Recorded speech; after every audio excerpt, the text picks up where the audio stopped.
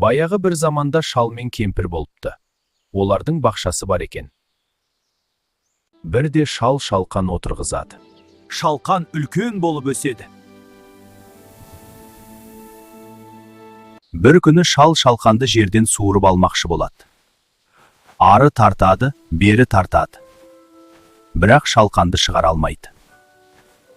Шал көмекке кемпірін шақырады. Бәйбіше, көмекке кел. Жарайды, қазір. Кемпір шалдан шалқаннан ұстап, ары тартады, бері тартады. Бірақ орнынан қозғалта алмайды.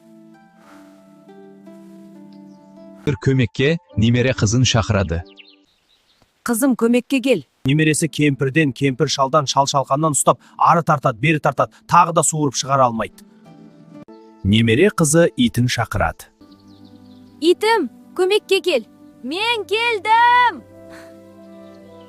Ит қыздың етегінен немересі кемпірден шалқаннан ұстап, ары тартады, бері тартады, шалқанды суыра алмайды.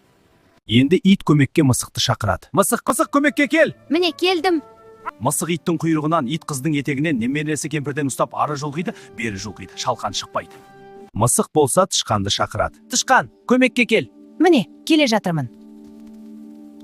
Тышқан келіп мысықтың құйрығынан, ит немересінің етегінен, қыз кемпірден, кемпір шалдан, шалқаннан ұстайды. Олар тарта ақыры шалқанды суырып шығарады. Бірлік болса тірлік бар. Бірге істеген жұмыс әрқашан нәтижелі болады. Осындай қызықты ертегілерді көргің келсе, арнаға тіркеліп кет.